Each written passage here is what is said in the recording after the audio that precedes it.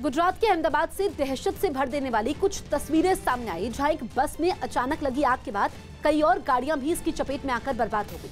वो सभी एक बस स्टैंड के पास खुली जगह में पार्क की गई थी, जिनमें एक बस में आग लग गई, लेकिन देखते ही देखते उसकी लपटों ने अपने पास खड़ी दूसरी बस को भी चपेट में ले लिया। इसके बाद तो उन दोनों से ऊंची ऊंची तेज लपटें और धुआं उठने लगा।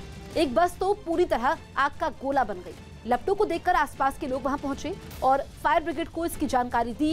हालांकि दमकल के पहुंचने तक 5 बसें और एक कार जलकर बर्बाद हो चुकी थी। ये आग कैसे लगी, इसका पता फिलहाल नहीं चल पाया।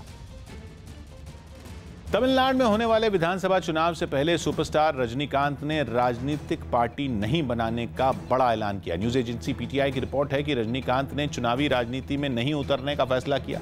अपने इस फैसले के पीछे उन्होंने खराब स्वास्थ्य का हवाला दिया। हालांकि वो राजनीति में उतरे बिना ही लोगों की सेवा करते रहेंगे, ऐसा उन्होंने कहा।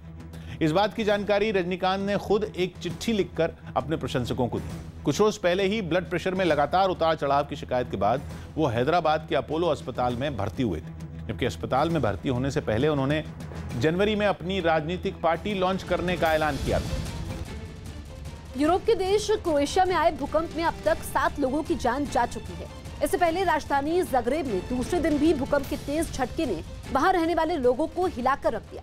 रिक्टर स्केल पर इस भूकंप की तीव्रता 6.3 मापी गई, जिसे ज़ग्रेब समेत देश के कई हिस्सों में महसूस किया गया। लेकिन राजधानी ज़ग्रेब से जो तस्वीरें सामने आई, उन्हें देखकर कुछ वक्त के लिए तो ऐसा लगा मानो आंखों के सामने सब कुछ हिल रहा हो।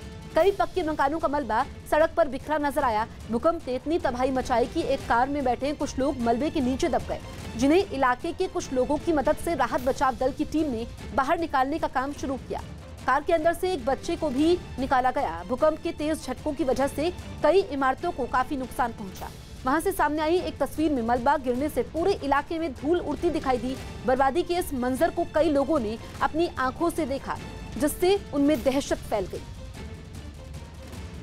लेकिन इससे डरावनी तस्वीर तो तब नजर आई जब मीडिया को राहत बचाव के काम की जानकारी दे रहे पेत्रिया शहर के मेयर को भूकंप की वजह से प्रेस कॉन्फ्रेंस से ही भागना पड़ा, क्योंकि भूकंप के बाद आए एक ताकतवर आफ्टर शॉक की वजह से जमीन जोर जोर से हिलने लगी। यह आफ्टर शॉक भी इतना तेज था कि वहां मौजूद मीडिया के कैमरे जमीन पर गिर पड़े और मेयर खुद जान बचाने के लिए वहां से भागने लगे। भूकंप की ये रोंगटे खड़ी कर देने वाली तस्वीर कैमरे में रिकॉर्ड की गई। तेज झटकों की वजह से वहां मौजूद पत्रकार और दूसरे लोग भी बुरी तरह सहम गए। राजधानी ज़ग्रेब से करीब 50 किलोमीटर दूर मौजूद पेत्रिया नाम का ये छोटा शहर ही भूकंप से सबसे बुरी तरह प्रभावित हुआ है। इससे पहले सोमवार को आए भूकंप का केंद्र भी इसी शहर के आसपास था। मुंबई के हाई प्रोफाइल स्पोर्ट्स कार फर्जीवाड़े के केस में पुलिस ने कई चौंकाने वाले दावे किए।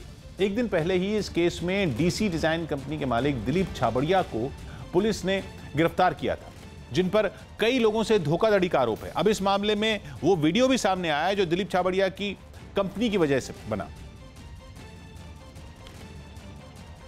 इनकी गिरफ्तारी की वजह बना। और 17 दिसंबर के उस वीडियो में मुंबई क्राइम ब्रांच के कुछ अधिकारी ताज होटल के पास की सड़क पर मुस्तैद नजर आए। जैसे ही वहां से दिलीप छाबड़िया की कंपनी की बनी स्पोर्ट्स कार डीसी अवंती पहुंची तो पुलिस ने उसे रोक लिया। उस गाड़ी का रजिस्ट्रेशन तमिलनाडु का था, लेकिन जांच करने पर पुलिस को पता चला कि इसी इंजन नंबर और शैसी नंबर की एक गाड़ी हरियाणा में भी बेची जा रही है। कुछ देर तक कार के ड्राइवर से पूछताछ करने के बाद पुलिस ने इस मामले में केस दर्ज कर लिया। शुरुआती जांच के बाद एक दिन पहले ही दिलीप छाबड़िया को भी पुलिस ने गिरफ्तार कर लिया। पुलिस ने दिलीप छाबड़िया पर फर्जीवाड़े के कई बड़े आरोप लगाए। पहले तो आपने लोन उठा लिया and then you are selling it to the customer, so आपको डबल इनकम हुई। पुलिस ने इस मामले में डीसी डिजाइन कंपनी के बड़े अधिकारियों के खिलाफ भी मुकदमा दर्ज किया। कोरोना महामारी ने आपसी सहयोग की भावना को एक नई मजबूती दी है, ताकि पूरे देश एकजुट होकर इस संकट का मुकाबला कर सके। जल्द ही टीकाकरण अभियान भी शुरू होने वाला है और हम सबको फिर से मिलकर इस वायरस को हराना है। और इस लड़ाई में नेटवर्क 18 भी हर कदम पर आपके साथ है। हमारे अभियान संजीवनी अ शॉट ऑफ लाइफ का भी यही मकसद है कि कोई सुरक्षित नहीं अगर हर कोई सुरक्षित नहीं। नेटवर्क 18 की इस पहल का उद्देश्य है कि हर भारतीय की वैक्सीन तक पहुंच हो। अगले कुछ दिन में हमारी ये पहल कोरोना के खिलाफ लड़ाई में जन आंदोलन बनकर उभरेगी।